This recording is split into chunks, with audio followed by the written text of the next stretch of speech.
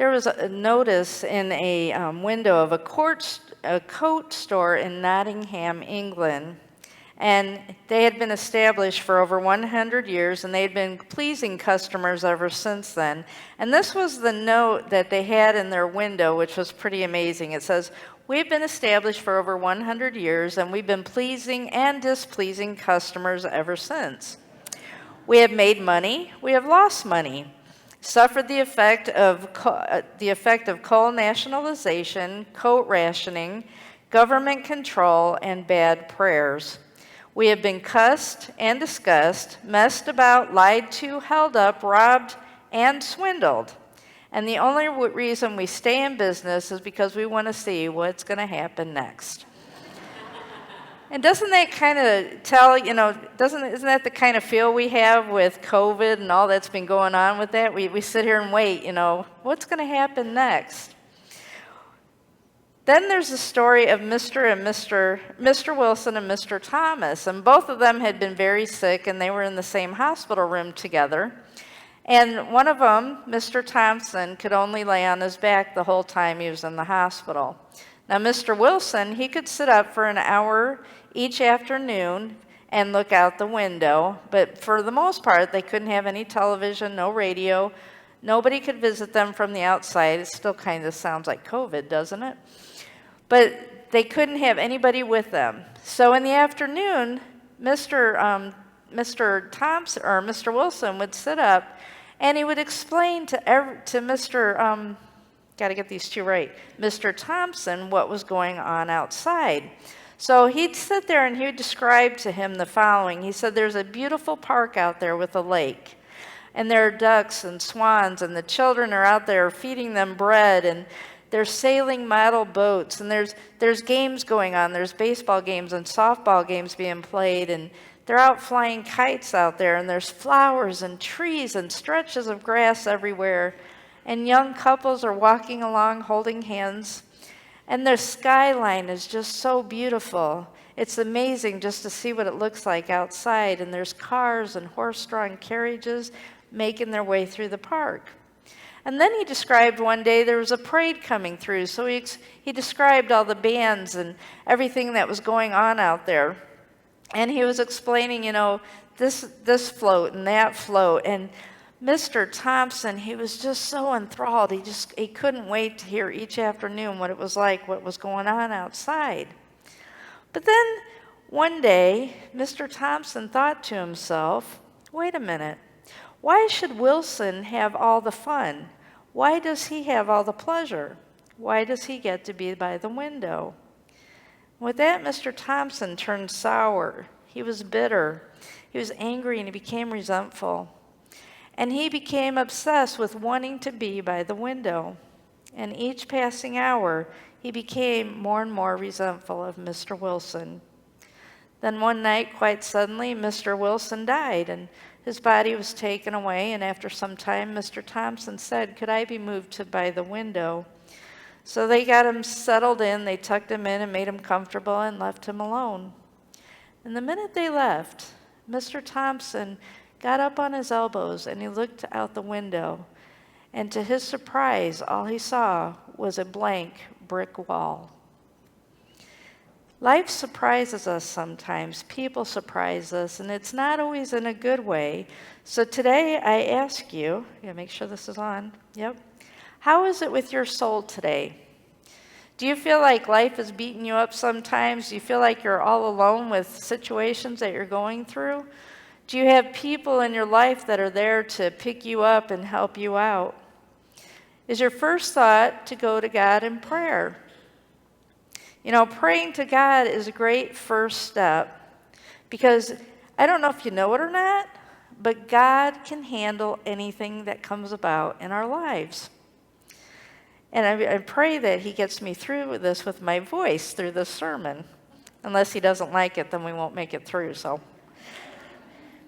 But another way of connecting with God is when we read the Bible and to read Scripture. And just like today's Scripture, we read about Joseph. We heard about Joseph in his life, only a portion of it.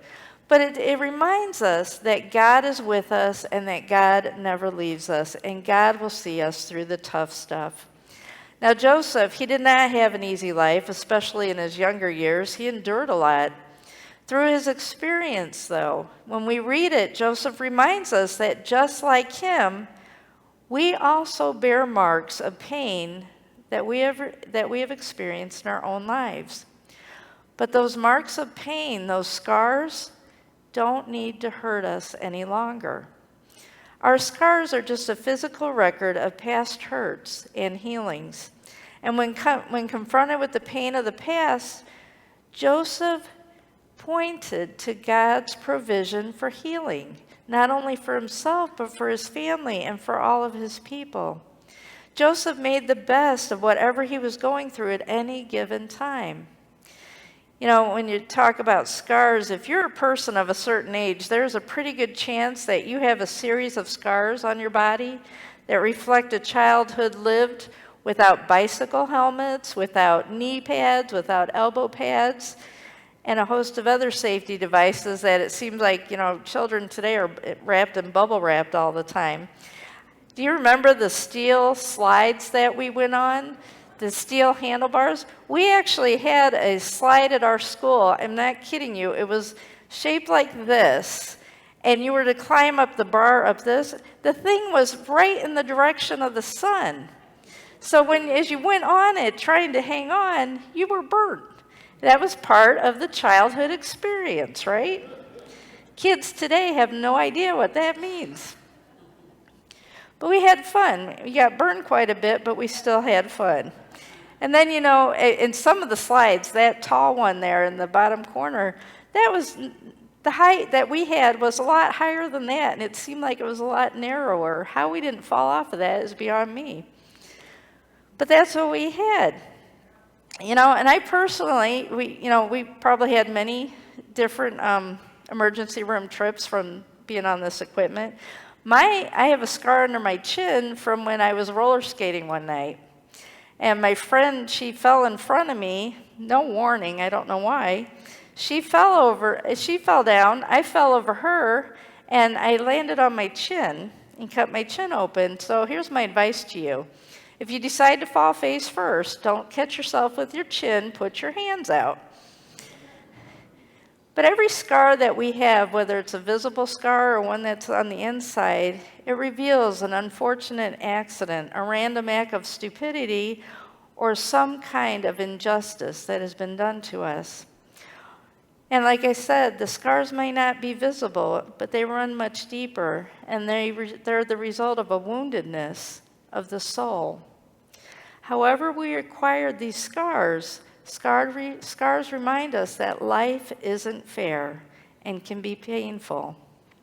Now, the Joseph story is a scar story about a young man's woundedness and his recovery. His scars are numerous, both visible and invisible, and yet Joseph is able to interpret them in light of the larger picture. The larger picture is that God is there and God will take care of him and his people. So this is the bigger story that couldn't be seen as it was unfolding in Joseph's life. God is the only one who could see the big picture as it was taking place. Now I want to recap the story a little bit leading up to Genesis 45. Joseph has been in Egypt for quite a while, and as a boy, Joseph was a dreamer. Joseph was also his father's favorite son, and this caused his older brothers to be a little bit jealous of him and the relationship that Joseph had with his father. And it didn't help that his father went and made him this wonderful, beautiful coat for him to wear around, which was just another symbol of him being the favorite child. And then his dad didn't expect as much from him as he did from the other ones. And then Joseph has a dream, and his dream was one where his brothers were bowing down to him, and Joseph was young enough and naive enough to go ahead and go tell his brothers about his dreams. So then the sibling rivalry just boiled over. His brothers had had enough.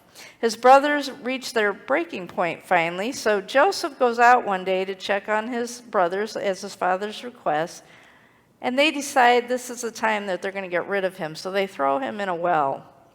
And they took his coat, and then they decided, no, we're gonna sell him off into slavery.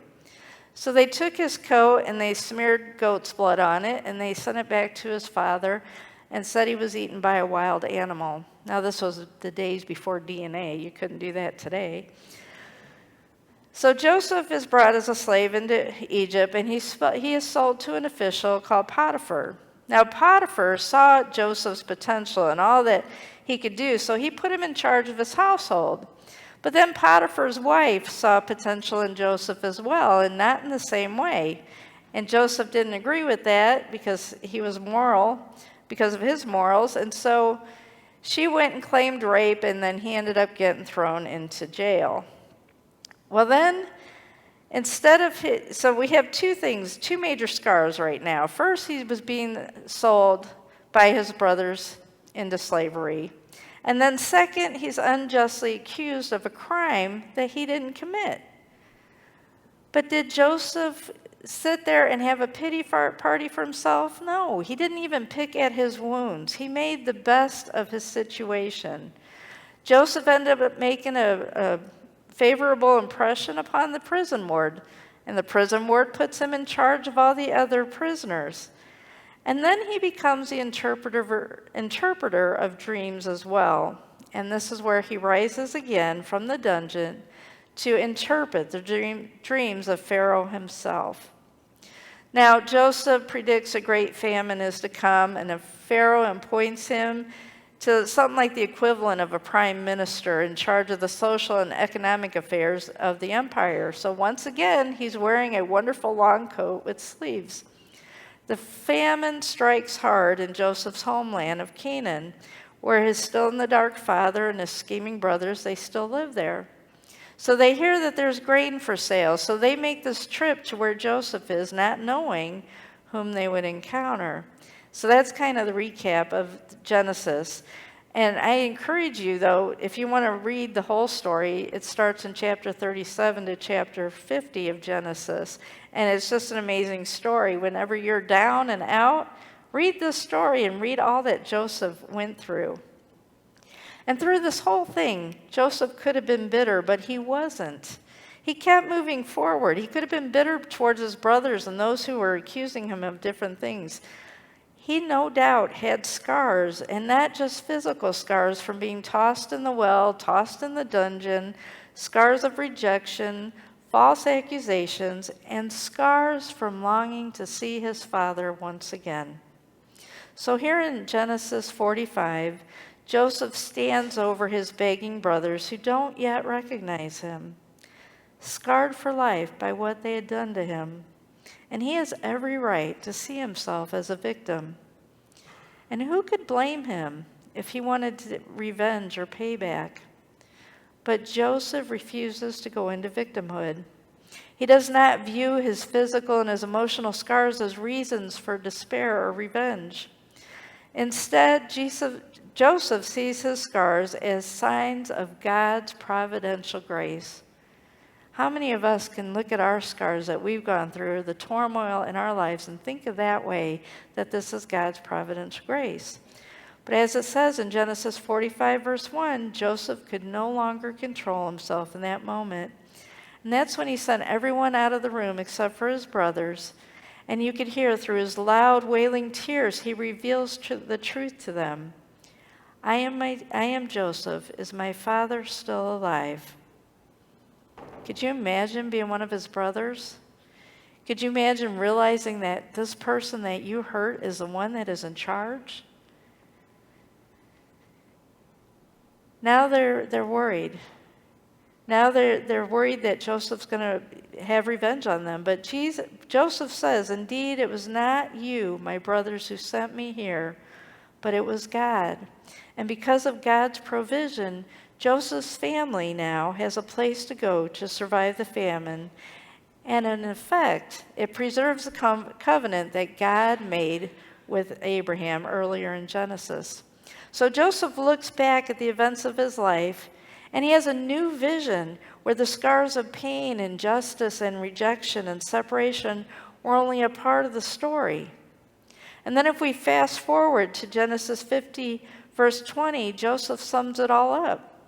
Joseph says, "You intended to harm me, but God intended for good, to accomplish what is now being done, the saving of many lives." You know, evil is rampant in our world, not just now, but throughout all history. I mean, we read it today in Genesis. And, you know, the things that humans do to one another, the evil that is taking place. But God can still take the bad and make it good. He still preserves life. And one of the persistent puzzles of the human experience is how we deal with evil in the world. Because we do live in a fallen world, and we are vulnerable to a wide range of evil. We're from sickness to crime to family dysfunction, oppression, to all sorts of uncontrollable, wound-inflicting mayhem. And in the midst of it all, it's a legitimate question to ask, where is God in all of this? Joseph's vision tells us that despite all the evidence to the contrary, God is still at work. Joseph is still pointing to God and saying thank you to God. God is making things good despite the appearances. You know, we all suffer scars. We all have wounds of this life, but they're not ultimately fatal for those who put their trust in God. Now, does this mean that every tragedy we experience has a silver lining, or that all evil is really good and that all our suffering is somehow being orchestrated by God? Not at all. But notice that the end of Genesis has the same message as at the beginning. In Genesis 1, God creates the universe and the earth and us and everything in it and calls it good. And then chapter 3, however, humans have rejected God's goodness for self-serving sin. And yet, despite all human efforts to the contrary, God's intention for good overcomes. God used the slavery of Joseph to save his chosen family, through whom all the earth would be blessed. The God who does this is also the God who transformed the evil and unjust death of Jesus into the salvation of the world. God's goodness wins in the end, which is why the Apostle Paul says in Romans 8:28, "We know that all things work together for good for those who love God, who are called according to his purpose." I don't know, I'm sure many of you remember Michael J. Fox. And some years ago, he was on The Daily Show with Jon Stewart, and he was his guest. And it's well known that he has Parkinson's disease, but at the time of that interview, he had only recently come out in public with his diagnosis. And he shared with him that night how he kept his diagnosis secret for 7 years. He was worried about what it would do for his career. And as the years went on, he found it hard to live with this lie. He was one of the hottest talents in Hollywood, but he was leading a double life. Michael frankly admitted that he went a little crazy during those years. He was partying too hard and drinking too much. But then he finally came to a point where he grew comfortable with his diagnosis. He stopped fighting it. He learned how to go with the flow. And it's a difficult thing to live a lie and try to keep our scars hidden from the world. Little by little, it tears us down inside. Well, Michael J. Fox found a new role for himself. He is now a Parkinson's disease advocate. And he has found great reward in making other people's lives a little better. And he said the following. He said, "Once you accept it and fit it in the space and say, this is this, and it's not anything else, and it's not going to go away anytime soon, and you're going to have to deal with it. Then you open up to all sorts of stuff that's around you and say, wow, this gives me an opportunity to look at things in a way that I may not have looked at it otherwise." I want you to take a moment and look at the screen. What is the main focus on the screen? You just yell it out. Okay, say this black dot is your struggle. Say this black dot is your situation that you're living through right now. Now I want you to look at the space around the dot. And I want you to see it in a new light. The dot is our troubles. But everything surrounding that dot is God's amazing love surrounding us. We spend so much time focusing on what that little dot represents when we could be focusing on God's amazing love that surrounds us. God knows what we're going through. He knows what we've been through, and He is the one who will carry us through. You know, plastic surgeons routinely try to erase the scars people accumulate over the years, and there are cosmetic reasons to do so, but there may be spiritual reasons not to. Joseph didn't ask for his scars to be removed. He showed them to his brothers, and they saw them as signs of ultimate healing. The risen Jesus did the same when he walked out of the tomb. He still had the scars as identifiable marks of how God can make even the horror of death into a vehicle for good that blesses the whole creation with restoration and renewal. What visible scars or invisible scars do you carry today? What are the physical, emotional, psychological, or spiritual scars that mark your life? And how might they become a sign of healing and an occasion for a new vision of life for you and for others that you meet? Joseph looked at the scars of slavery and saw that God had a saving plan for his life, for his family, and for people all over. Perhaps the scars that we carry can enable us to speak into the pain of someone else's life. Or maybe we have a new scar. Maybe there's someone here that could speak into our pain as well. Because that's what God does. He puts us in one another's lives to help each other, to carry one another through. Scars may never go away, and yet the scars of Joseph and Jesus remind us that the tears we shed, the emotional pain inflicted on us, and the heartache of loss will all become memories one day, like the scars of Jesus. We may still bear the marks, but they need not hurt us any longer, and they can be signs of healing for us and for the world through God's mighty power. That is the key. God's mighty power and God's love. That should be our focus. To God be the glory. Amen.